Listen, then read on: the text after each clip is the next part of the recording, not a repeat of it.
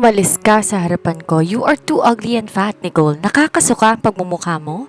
Yan ang mga huling salitang narinig ni Nicole Canlas mula sa kanyang asawa na si Ivo Dalton, ang tanyag at mapagmataas na gobernador. Pinakasalan lamang siya ni Ivo para sa yaman ng kanyang pamilya, ngunit sa likod ng mga pinto ng mansyon, puro panlalait, pambabastos at pangangaliwa ang kinalakhan ni Nicole. Sa kabila ng pagiging matatag at maunawain na puno ang salop ni Nicole nang tangkay itago ni Ivo ang kanilang kasal habang pinaparada ang ibang babae. Dala ang sugatang puso at ang lihim na pinagbubuntis, lumayo si Nicole at naglaho ng parang bula. Makalipas ang 7 taon, ang dating lumbalumbang asawa ay magbabalik bilang isang napakaganda at makapangyarihang bilyonarya. Kasamang kanyang matatalinong triplets, handa siyang bawiin ang lahat ng kinuha sa kanya. Sa pagkakataong to, hindi na siya ang biktima. Siya na magpapatumba sa mapang-aping gobernador at sa kontrabida na sumira sa kanyang buhay. Ito ang kwento ng pagbangon, pag-ibig sa sarili at ang pinakamatamis na paghihigante. Naniniwala ba kayo na ang bawat luhang pumatak mula sa mata ng isang aping asawa ay may katumbas na paniningil sa tamang panahon? Minsan ang sinabi ng mundo na wala tayong halaga base lamang sa ating itsura. Pero paano kung babaeng tinawag nilang nakakasuka ay bumalik bilang ang reynang magpapabagsak sa kanilang lahat? Isang mapagpalang araw sa inyong lahat, mga ka-story. Ako ang inyong lingkod si Miss Sandra at muli nating bubuksan ang pintuan ng imahinasyon para sa isang kwentong punong-puno ng sakit, pagbangon at matamis na paghihiganti. Dito lamang sa Ayesha TV. Hatid namin sa inyo ang isang obra na tiyak magpapabilis ang tibok ng inyong mga puso at magbibigay inspirasyon sa bawat isa. Kaya naman, ihanda ng inyong mga sarili para sa ating pinakaabangang kwento. Umalis ka sa harapan ko. You are too ugly and fat, Nicole. Hindi kita kayang ipagmayabang sa lahat. Nagsisisi ako kung bakit pumayag pa ako magpakasal sa'yo. Nakakasuka ang pagmumukha mo. Ang bawat salitang binitawan ni Ivo Dalton ay parang latigo na humahagupit sa pagkatao ni Nicole. Nakatayo siya sa pintuan ng kanilang silid, hawak ang isang tray ng pagkain na maingat niyang inihanda para sa asawa. Ngunit ang tanging natanggap niya ay ang nandilisik at nandidiring mga mata ng tanyag na gobernador. Ivo, kailangan mong kumain. Galing ka sa mahabang meeting at hindi ko kailangan ng pagkain mo. Ang kailangan ko asawang hindi kahiyahiyang iharap sa mga business partners ko. Padaskol na hinawi ni Ivo ang tray. Tumalsik ang baso, nagkalat ang pagkain sa mamahaling carpet ng mansyon. Kasabay nito ang pagpatak ng luha sa mga pisngi ni Nicole. Ang Nicole Canlas na kilala sa pagiging anak mayaman ay naging isang anino na lamang sa loob ng sarili niyang bahay. Simula na ikasal sila, itinago ni Ivo ang kanilang relasyon. Sa mata ng publiko, si Gobernador Ivo Dalton ay isang eligible bachelor. Ang totoo, pinakasalan lang nito si Nicole dahil sa yaman ng pamilya Canlas na nagligtas sa bumabagsak na kumpanya ng mga Dalton. Bakit pa hindi ka mahiya sa sarili mo? Dagdag pa ni Ivo habang sinusuot ang kanyang mamahaling relo. Tingnan mo nga ang braso mo, ang laki. Ang mukha mo puro tagyawat samantalang ako. I am the governor. People look up to me. How can I tell them that I'm married to a woman like you? Pinipilit ko namang mag-diet, Ivo. Pinipilit kong ayusin ang sarili ko para sa'yo. Hikbi ni Nicole. Isang mabait na tawa ang sinagot ng lalaki. Kahit anong gawin mo, Nicole, pangit ka pa rin sa paningin ko. Do not expect me to touch you. I'd rather spend my night with someone else. Lumabas si Ivo sa silid nang di man lang tinitingnan ang nagkalat na pagkain sa sahig. Naiwan mag-isa si Nicole, yakap ang sarili habang humihikbi.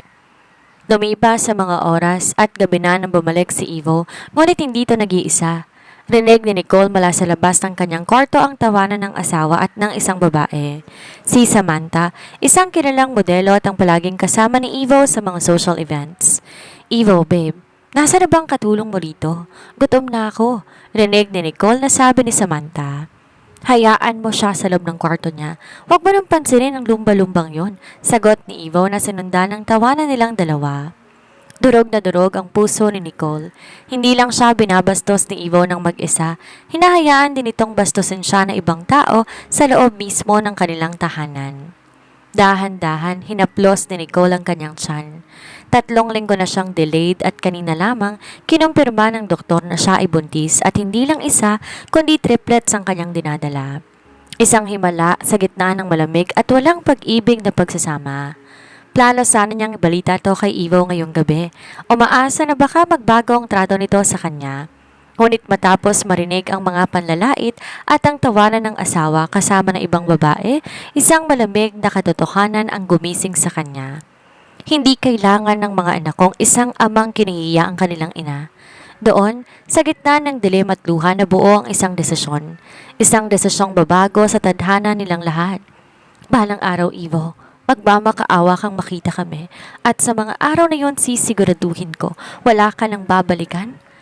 Madaling araw. Ang buong mansyon ng mga Dalton nababalot ng katahimikan.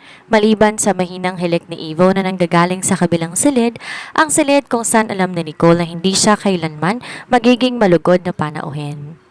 Dahan-dahan kinuha ni Nicole ang isang maliit na maleta. Hindi niya dinala ang mga mamahaling alahas o mga damit na binili ng pamilya Dalton para sa kanya. Ang kinuha niya ay sarili niyang ibon, ang kanyang mga dokumento at ang larawan ng kanyang mga magulang na pumanaw na. Bago siya tuluyang lumabas, huminto siya sa harap ng salamin.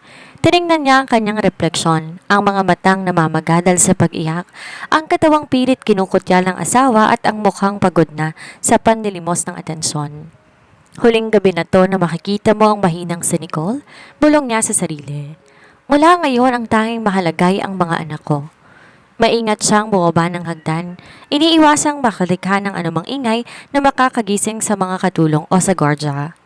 Pagdating sa gate, ang tanging kasama niya ay ang malamig na simoy ng hangin. Sumakay siya sa isang taxi na kanina pa niya tinawagan. Habang papalayo ang sasakyan sa mansyon, hindi niya mapigilang lumingon sa huling pagkakataon. Ang bahay na akala niya ay magiging tahanan ng kanyang pangarap na pamilya ay naging kulungan lamang ng kanyang dangal. Saan tayo, ma'am? Tanong ng driver. Sa airport. Matatag na sagot ni Nicole. Sa pinakamalayong lugar na po pwedeng puntahan. Dala ang kanyang natitirang pera at ang lupang naiwan ng kanyang mga magulang sa ibang bansa. Nagpasya siyang lisanin ng Pilipinas. Alam niya, hahanapin siya ng kanyang pamilya. Ngunit sumulat na siya sa kanyang abogado na ayaw niyang pasundan o pahanap kahit kanino, lalo na kay Ivo. 7 taon ang mabilis na lumipas sa bansang Switzerland. Isang babae ang nakatayo sa tuktok ng isang glass building. Ang dating Nicole na mahiyaing tumingin sa salamin ay wala na. Ang nakatayo doon ay isang sopistikadong babae na may perpektong hubog ng katawan, makinis na balat at mga matang puno ng otoridad. Sa loob ng 7 taon, hindi lang kanyang pisikal na anyo ang binago niya. Nag-aral siya, nagnegosyo at pinalago ang kanyang mana. Hanggang maging isa siya sa pinaka-maimpluwensyang bilyonarya sa mundo ng real estate at teknolohiya. Mommy! 3 maliliit na boses ang bumasag sa kanyang malalim na pag-iisip. 3 bata ang sabay-sabay tumakbo palapit sa kanya at yumakap sa kanyang binti. Nathan, ang panganay na seryoso at napakatalino.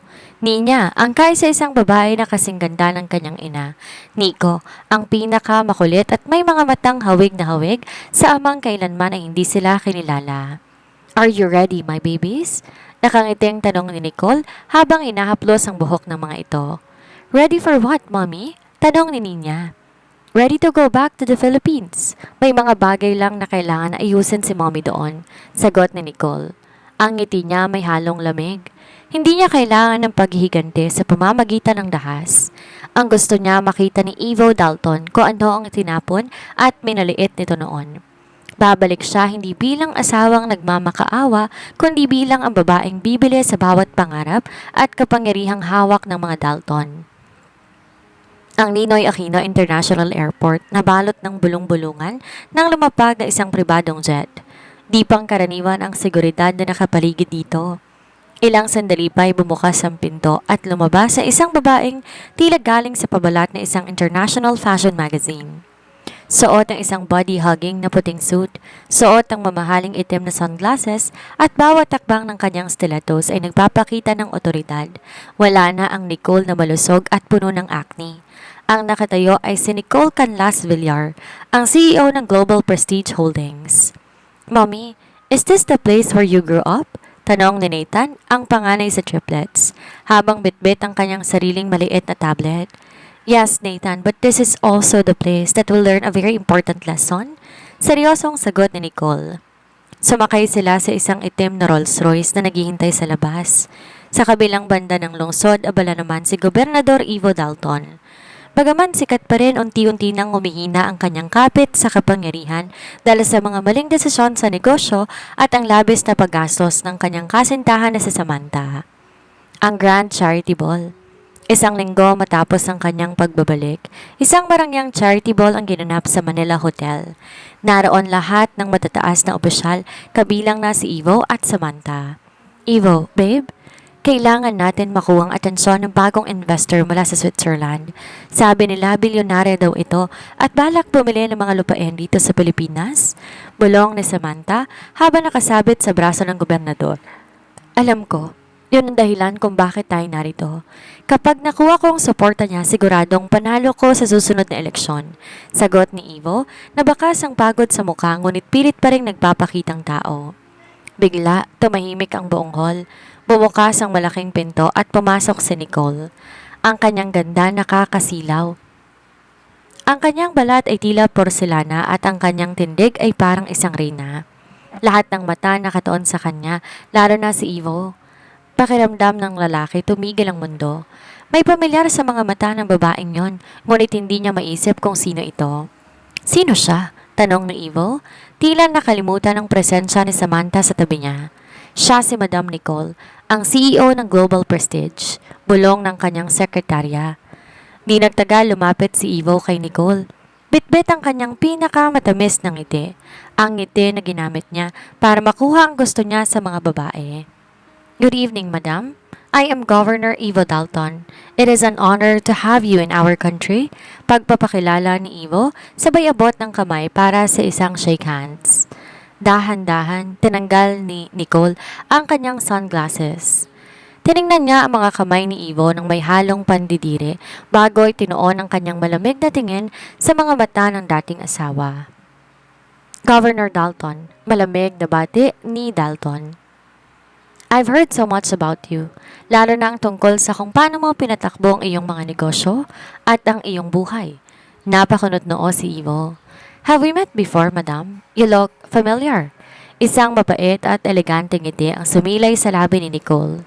Siguro sa panaginip mo, Governor, o baka naman sa mga bangungot mo.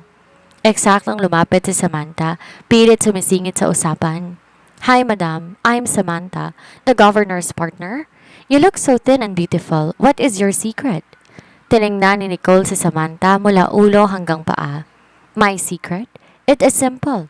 I threw away all the trash in my life 7 taon nang nakakaraan. Simula nun gumaan yung pakiramdam ko. Hindi malaman ni Samantha kung maiinsulto ba siya o mahihiya. Habang si Evo naman napatitig lang kay Nicole, tila may ko anong kaba na humahaplos sa kanyang dibdib.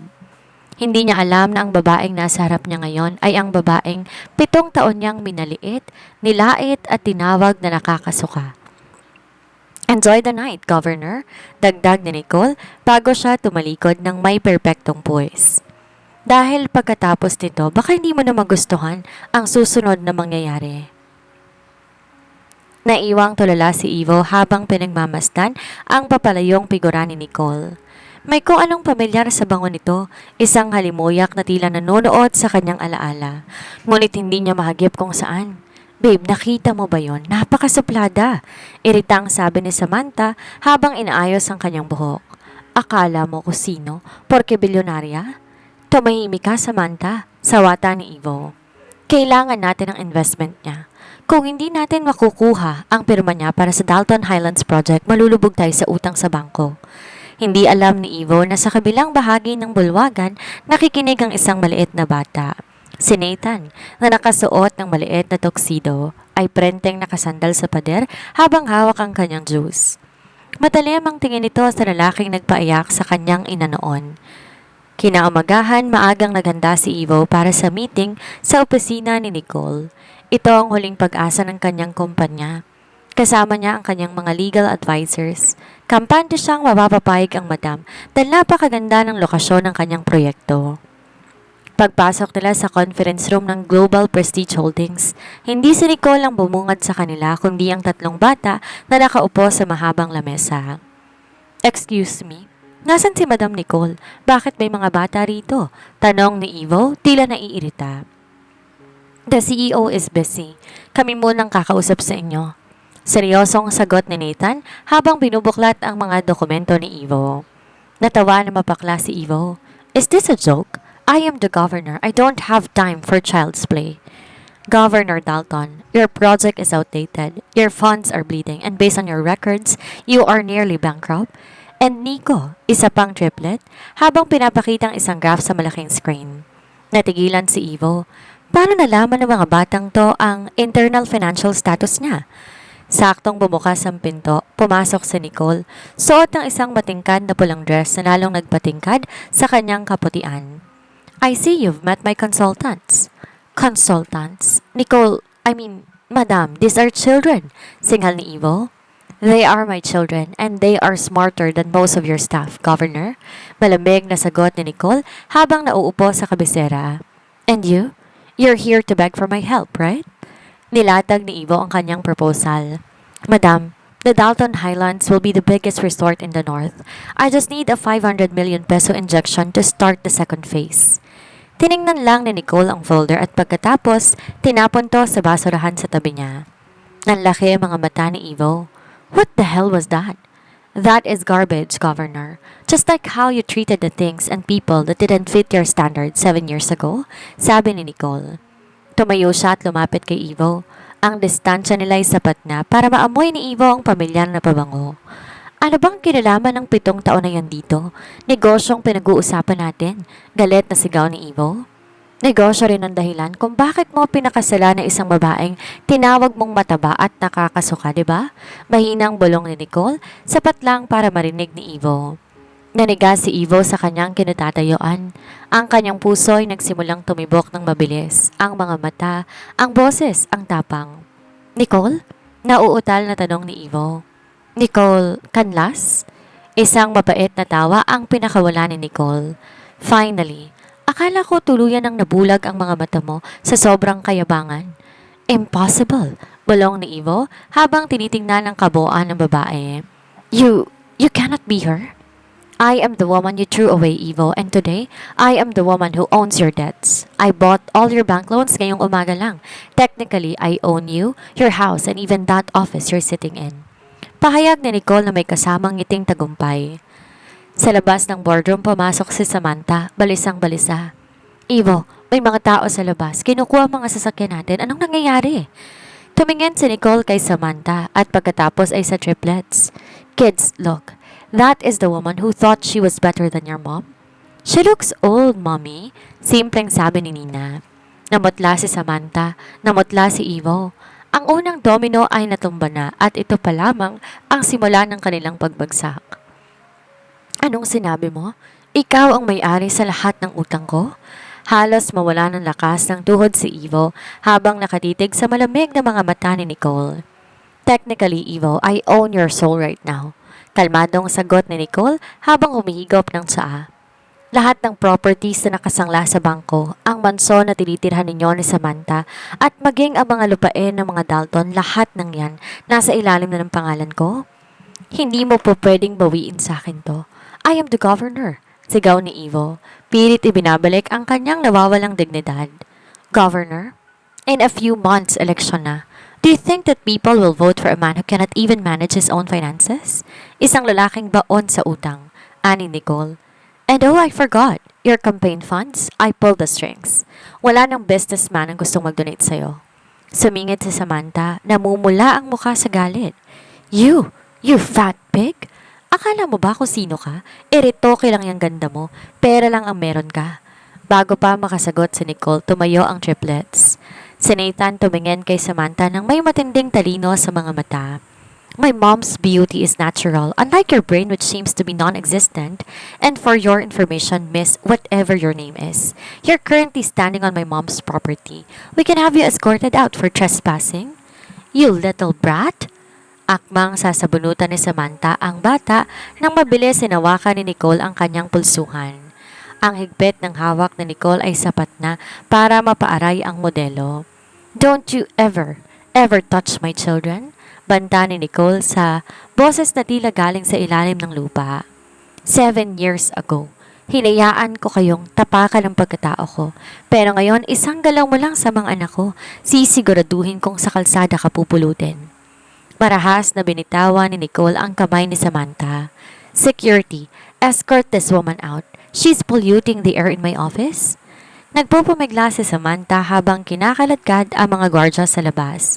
Habang si Ivo na iwang nakatayo, hiyang-hiya sa harap ng kanyang dating asawa at sa tatlong batang ngayon lang niya napagtanto na kamukhang kamukha niya. Nang silang dalawa na lang ang natira, kasama ang triplets na seryosong nagmamasid, lumapit si Ivo kay Nicole. Nicole, ang mga bata, sila ba ay... Sila ang mga anak ko, Ivo. Ang mga batang tinawag mong nakakasuka bago pa man sila isilang, pagtatama ni Nicole. Buntis ka, noon? Bakit hindi mo sinabi sa akin? Nangihinayang natanong ni Ivo. Sinabi ko sa'yo, Ivo, nung gabing bala kong sabihin sa'yo, mas pinili mong tawanan ako kasama ng babae mo. Tinawag mo akong lumba-lumba. Sinabi mong nakakasuka ang pagmumukha ko. Sa tingin mo ba, pagkakatiwala ko ang mga anak ko sa isang lalaking walang ibang alam kung di mang lait ng kapwa? Napayo ko si Ivo. Ang bawat salita ni Nicole ay tila sampal sa kanyang mukha. Ngayon niya nakikita ang laki ng kanyang pagkakamali. Ang babaeng tinapon niya ay hindi lamang pala maganda at matagumpay, kundi siya rin nagdadala ng kanyang mga tagapagmana. I'm sorry, Nicole. I was blind. I was a fool. Mahinang sabi ni Ivo. Dahan-dahan siyang lumuhod sa harap ni Nicole, isang bagay na hindi niya kailanman ginawa kahit kanino. Please, give me a chance. Para sa mga bata, ayusin natin ang utang ko at magsimula tayong muli. Tiningnan ni Nicole ang lalaking nakaluhod sa kanyang paanan. 7 taon niyang hinintay ang sandaling to, pero bakit wala siyang maramdamang awa? Tanging puot at pananariwa ng sugat ang naroon. Tumayo ka dyan, Governor. Nakakasukang eksenang to. Sabi ni Nicole gamit ang mismong salitang ginamit ni Ivo noon. You're not sorry because you hurt me. You're sorry because you're losing everything. At tungkol sa mga bata, they don't need a father who only sees beauty and power and physical appearance. Tumalikod si Nicole, kinuha ang kanyang bag. My lawyer will contact you about the eviction notice sa mansyon. Mag-empake na kayo ni Samantha. You have 24 hours. Iniwan ni Nicole si Ivo na nakaluhod, wasak na wasak. Ang dating makapangyarihang gobernador, isa na lamang anino ng kanyang nakaraan. 24 hours? Nicole, hindi mo pwedeng gawin sa amin to. Halos maglupasay si Samantha sa loob ng opisina ni Ivo na makita ang eviction notice na inihatid ng mga abogado ni Nicole. Gawin mo ang lahat, Ivo. Gobernador ka, gamitin mong kapangyarihan mo, sigaw ni Samantha habang tinatapon ng mga mamahaling vase sa loob ng mansyon. Ngunit si Ivo, nakatulala lang sa bintana. Wala na, Samantha. Wala na akong kapangyarihan. Si Nicole na ang may-ari ng lahat ng bangkong nagpopondo sa akin at ang mga tao sa probinsya kumakalat ng balita, baon na ako sa utang. Dahil sa desperasyon na isip ni Samantha ang isang maduming paraan. Kinuha niya ang kanyang cellphone at nag-post sa social media. Ginamit niya ang kanyang impluwensya bilang isang sikat na modelo. At Samantha Official, I cannot believe how heartless some people can be. Ang dating asawa ng boyfriend ko na si Governor Ivo, bumalik para sirain ang buhay namin. Ginamit ang pera niya para pihin kami at paalisin sa sarili naming tahanan. It is fair to use wealth to bully people? Hashtag Justice for Ivo. Hashtag Nicole the Bully. Kalakip nito ang isang larawan ni Samantha na tila umiiyak at ang litrato ng eviction notice. Agad iyong nag-viral. Maraming netizens ang nagalit kay Nicole nang hindi nalalaman ang buong kwento. Tinawag siya na matapobre at manggagamit. Ang live ni Nicole. Habang kumakain ng hapunan kasama ang triplets ay pinakita ni Nathan ang trending post kay Nicole. Mommy, this woman is telling lies. People are saying bad things about you, ani Nathan nang may pag-aalala. Ngumiti lang si Nicole. Don't worry, Nathan. In the world of business and politics, truth is the weapon, and I have the biggest arsenal. Di nagtagal, nag-umpisa ang isang live stream sa official page ng Global Prestige Holdings. Libo-libo agad ang nanood dahil sa kontrobersiya. Lumabas si Nicole sa screen. Napakaganda, kalmado at punong-puno ng dignidad.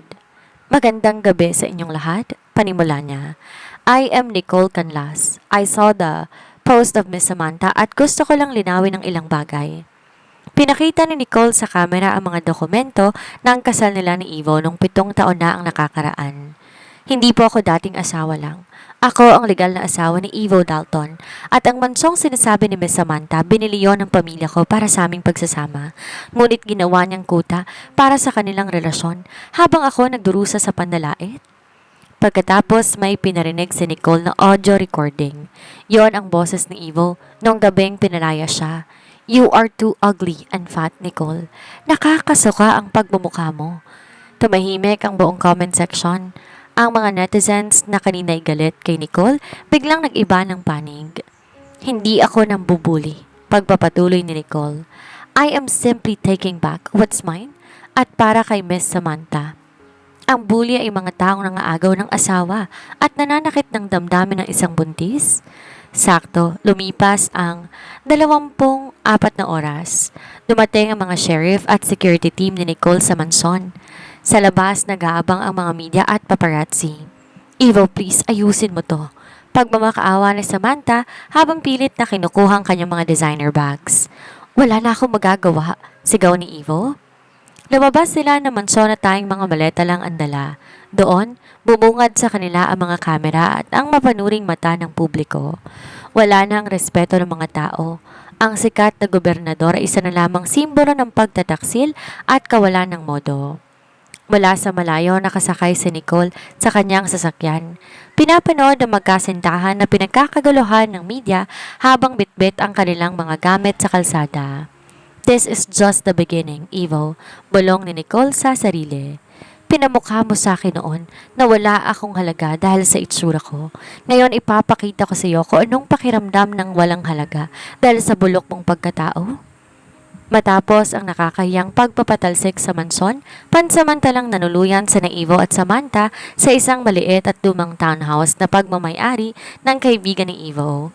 Wala na mga katulong, wala nang aircon sa bawat sulok at higit sa lahat, wala nang respeto ng publiko. Hindi ako papayag na matatapos ang lahat ng ganito na lang, sigaw ni Ivo habang inihahagis ang kanyang cellphone sa sofa. Nicole took everything. My money, my dignity, and even my children? Anong balak mo? Tanong ni Samantha na ngayon wala ng makeup at mukhang stress na stress. Wala na tayong pera, Ivo. Iniwan na rin tayo ng mga sponsors mo. Isang madilim na ngiti ang sumilay sa labi ni Ivo. May isang bagay pa na hindi po pwedeng makuha ni Nicole sa akin. Ang pagiging ama ko sa mga batang yon.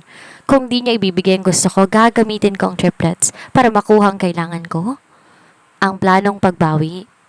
Kinaumagahan pumunta si Ivo sa eskwelahan kung saan naka-enroll ang triplets. Gamit ang natitirang koneksyon nalaman niya ang schedule ng mga bata. Plano niyang kunin ang mga to nang walang paalam kay Nicole para gamitin bilang bargaining chip. Ngunit hindi niya alam na ang triplets ni Nicole ay hindi basta-bastang mga bata. Habang naghihintay siya sa labas ng gate, nakita siya ni Nico. Look, it's the man who cried in Mommy's office, bulong ni Nico kay Nathan. He looks desperate, sagot ni Nathan. Don't go near him. Mommy said he's dangerous when he has nothing to lose. Pero bago pa man makalayo ang mga bata, hinarangan na sila ni Ivo. Nathan, Nina, Nico, ako ang daddy ninyo. Gusto ko lang kayo makasama. Tara, may bibilin tayong toys? Tinignan ni Nina si Ivo mula ulo hanggang paa. You don't look like a governor anymore. You look like a stranger. And Mommy told us never to talk to strangers, especially those who made her cry. Hindi sumuko si Ivo. Hinawakan niya sa braso si Nathan. Sumama kayo sa akin. Karapatan ko to bilang ama ninyo. Bitawan mong kapatid ko, sigaw ni Nico. Eksaktong dumating ang itim na sasakyan ni Nicole. Mabilis bumaba ang kanyang mga security personnel at pinalibutan si Ivo. Lumabas si Nicole na ang aura ay tila isang bagyong paparating. Ano sa tingin mong ginagawa mo, Ivo? Malamig na tanong ni Nicole. Karapatan ko silang makita, Nicole. Ako ang ama nila. Galit na sigaw ni Ivo habang nakikipagbuno sa mga bodyguard. Ama? Nung kailangan nila ng ama, nasaan ka? Nandun ka sa kama ni Samantha, nilalait ang nanay nila. Matapang na sagot ni Nicole. You lost your rights the moment you treated me like trash. I will sue you for kidnapping. I will take this to court, banta ni Ivo.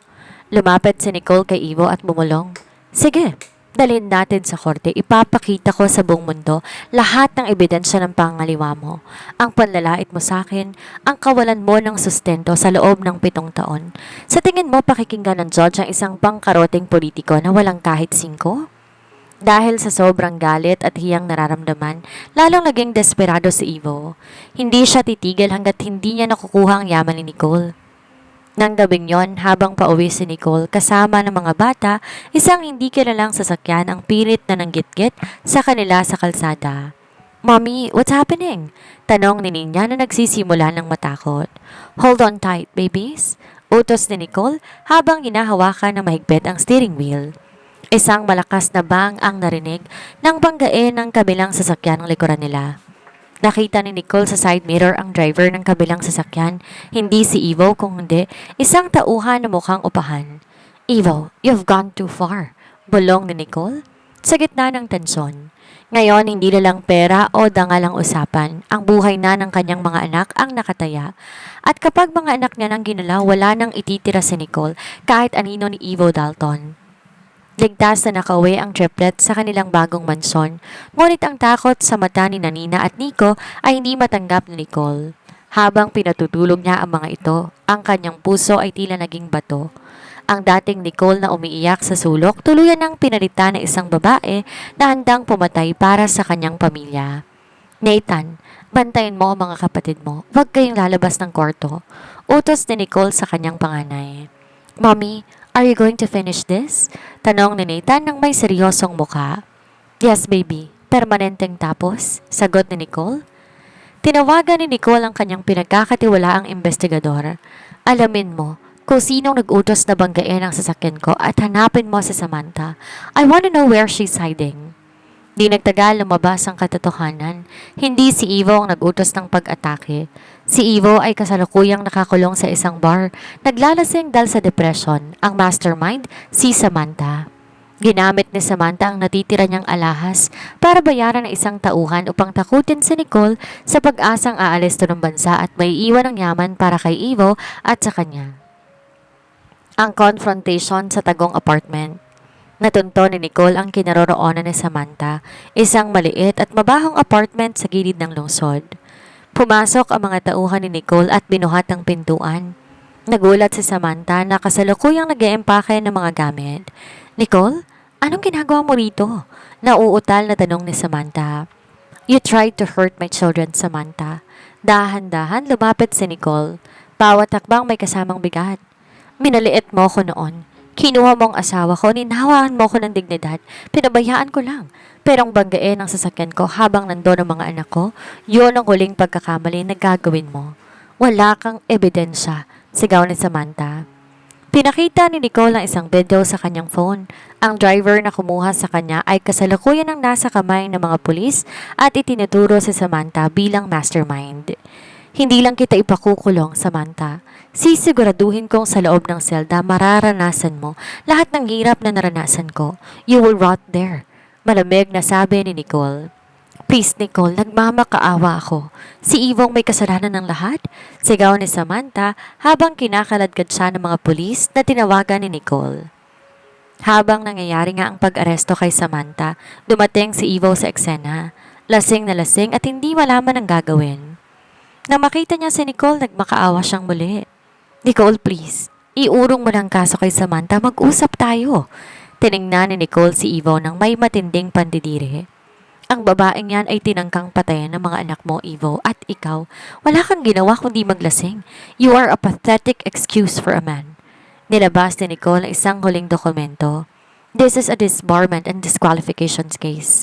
Hindi ka na makakatakbo sa anumang posisyon sa gobyerno at ang kasal natin, kaninang umaga na annul na ito. Malaya ka na, Ivo. Malaya ka nang maging pulubi sa kalsada." Tinalikuran ni Nicole ang laking minahal niya noon na higit sa kanyang sarili. Habang sumasakay siya sa kanyang Rolls Royce, nakita niya si Ivo na napaupo sa semento. Humahagulhol habang pinapanood ang pag-alis ng babaeng itinapon niya dahil lang sa pisikal na anyo. Ngayon ang mundo ay alam na ang tunay na kwento. Ang bilyonaryong si Nicole Canlas ay hindi lang bumangon, siya ay naghari. Isang linggo matapos ang pagkakaaresto kay Samantha at ang pagbagsak ng karera ni Evo, tila huminto ang mundo para kay Nicole. Sa loob ng kanyang opisina na matatagpuan sa pinakamataas na palapag ng Canlas Villar Tower, pinagmamasdan niyang malawak na tanawin ng lungsod. Wala nang ingay ng media, wala nang takot sa kanyang puso, pero sa kabila ng lahat ng tagumpay at perang kanyang hawak, may isang bagay pa rin na tila kulang. Hindi pag-ibig kung hindi ang ganap na paghilom ng sugat ng nakaraan. Nagpa siya si Nicole na bumusita sa puntod ng kanyang mga magulang. Doon kasama ang triplets. Nag-alay siya ng mga puting bulaklak. "Mommy, why are you crying?" Tanong ni Nina habang pinapahiran ng duha sa pisngi ni Nicole. "Masaya lang si Mommy, baby, dahil sa wakas na ibalik ko ng dangal ng pamilya natin," sagot ni Nicole. Alam ni Nicole na ang kanyang mga magulang ang nagsumikap para sa yaman na kinuha at minaliit ni Evo noon.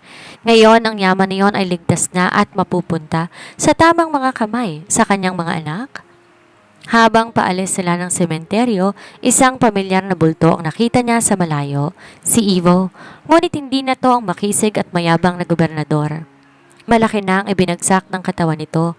Madungis ang suot na barong na tila ilang araw nang hindi napapalitan at bakas ang pagsisisi sa bawat gatla ng kanyang mukha. Hindi lumapit si Evo.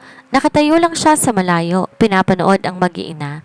Nang magtama ang kanilang mga mata, tumangulang si Nicole, hindi bilang pagtanggap kundi bilang pagkilala na ang kabanatang yon ng kanyang buhay ay sarado na. Lumapit si Nathan sa kanyang ina. "Mommy, is he going to follow us again?" "No, Nathan. He is just a part of the history we've already rewritten," sagot ni Nicole. Bumalik si Nicole sa realidad ng negosyo, ngunit sa pagkakataong to hindi lang pagpapalago ng pera ang kanyang focus. Nagtayo siya ng isang foundation, ang Nicole Canlas Empowerment Foundation, na naglalayong tulungan ang mga kababaihang biktima ng pang-aabuso, body shaming at domestic violence. Sa kanyang unang seminar, tumayo siya sa harap ng daan-daang babae. 7 taon na nakakalipas, may isang lalaking nagsabi sa akin na nakakasuka ang mukha ko dahil mataba at pangit ako. Panimula niya na naging sanhi ng bulungan sa audience. Winakasan ko ang buhay na yon hindi dahil nagbagong itsura ko, kundi dahil natutunan kong mahalin ang sarili ko bagong iba. Sa kalagitnaan ng kanyang talumpati, isang lalaki ang pumasok sa hall. Hindi to si Evo, siya si Alexander Villar, isang tanyag na pilantropo at ang lalaking lihim na tumulong kay Nicole nung siya'y nasa Switzerland pa lamang. "You did great, Nicole," bulong ni Alexander nang matapos ang programa. "Salamat, Alex. Salamat sa lahat," nakangiting sagot ni Nicole. Sa unang pagkakataon sa loob ng maraming taon, naramdaman ni Nicole ang isang uri ng tibok ng puso na hindi dulot ng galit o puot. Ito ay ang tibok ng puso ng isang babaeng malaya, malayang magmahal muli, malayang magtiwala at higit sa lahat, malayang maging masaya. Habang abala si Nicole sa pagpapatakbo ng kanyang pundasyon at pakikipag-ugnayan kay Alexander Villar, ang triplets ay nagsimula na rin gumawa ng sarili nilang pangalan. Di lang sila basta mga anak ng bilyonarya, sila ay mga prodigy na may kanya-kanyang talento na labis na ipinagmamalaki ni Nicole. Si Nathan ay naging isang chess grandmaster sa edad na 7. Si Nico nagpakita ng galing sa teknolohiya habang si Nina nagsimulang maging mukha ng mga children's fashion line ng kanilang kumpanya. Ngunit sa kabila ng kanilang tagumpay, may isang aninong pilit na bumabalik. Ginanap ang grand launch ng Canlas Empowerment Center. Naroon lahat ng malalaking pangalan sa negosyo at politika. Ngunit sa gitna ng selebrasyon, isang hindi inaasahang insidente ang naganap. Habang nasa entablado si Nina para sa isang maikling speech, biglang namatay ang mga ilaw. Isang malakas na pagsabog ng usok ang nagmula sa gilid ng stage. Sa kaguluhan, isang figura ang mabilis na binuhat si Nina. "Mommy!" sigaw ng bata. Agad kumilos si Nicole, ngunit hinarangan siya ng mga nagtatakbuhang panauhin. Si Alexander naman mabilis tumakbo patungo sa backstage. Sa tulong ng teknolohiya ni Nico, isang GPS tracker na nakalagay sa relo ni Nina, agad nilang natuntun kung nasaan ang bata. "Sa basement, Mommy. Papunta sila sa parking lot." Sigaw ni Nico habang nakatingin sa kanyang tablet. Sa basement, bumungad sa kanila si Samantha. Nakalabas na balato ng kulungan dahil sa isang butas sa batas na ginamitan ng huli niyang pera. Mukha na itong baliw, gusot ang damit at may hawak na gunting na itinututok sa leeg ni Nina.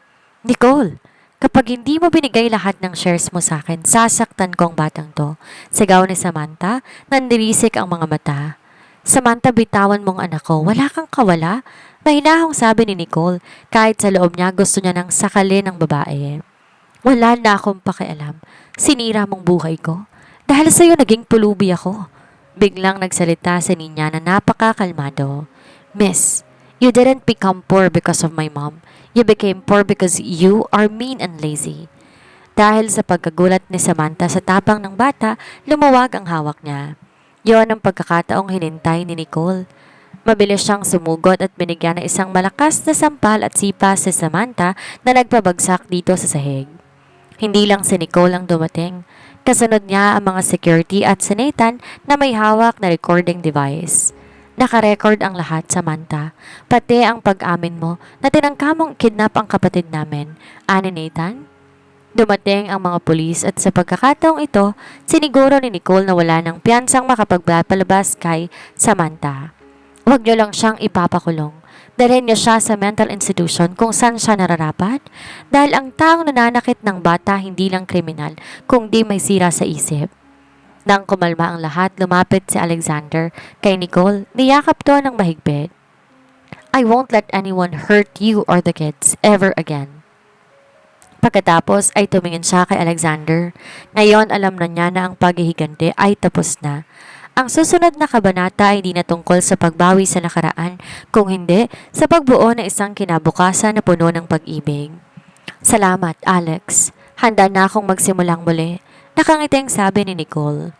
Sa di kalayuan, nakita nila si Ivo na pinapanood sila mula sa labas ng gate. Tila isang pulubi na nangangarap ng isang buhay na dating nasa kanya na pero kinalimutan niya dahil sa kanyang kayabangan.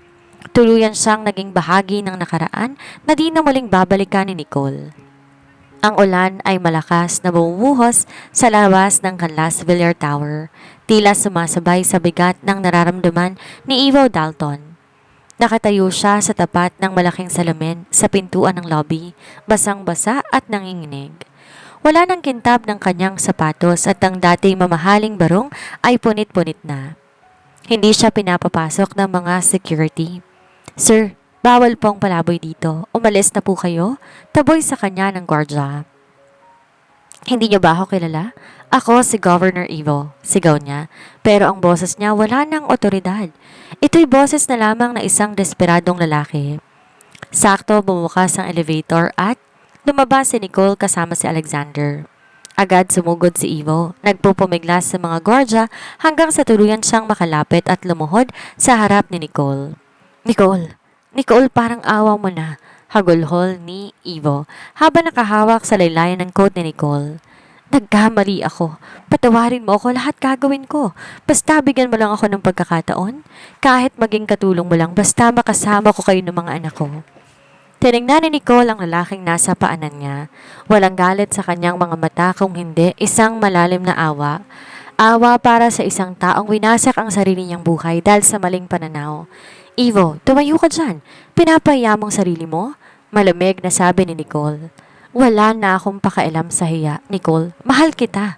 Ngayon ko lang na-realize na ikaw lang ang tunay na nagmamahal sa akin. Patuloy ni Ivo.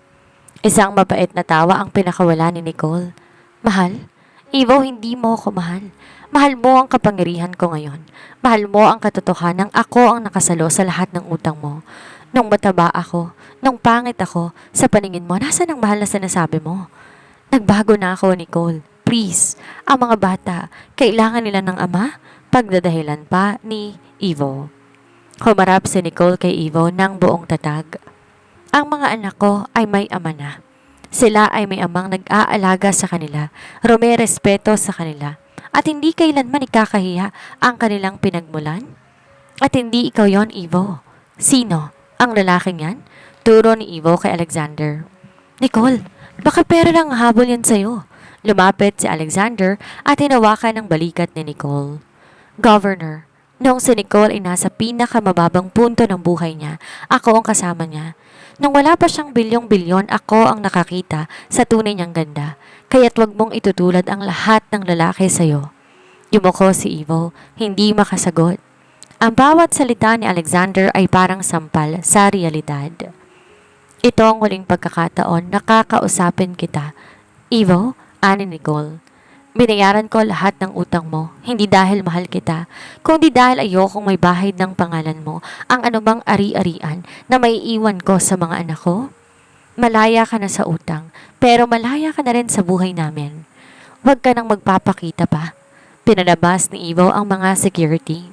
Habang kinakaladkad siya palabas ng gusali, lumingon siya sa huling pagkakataon.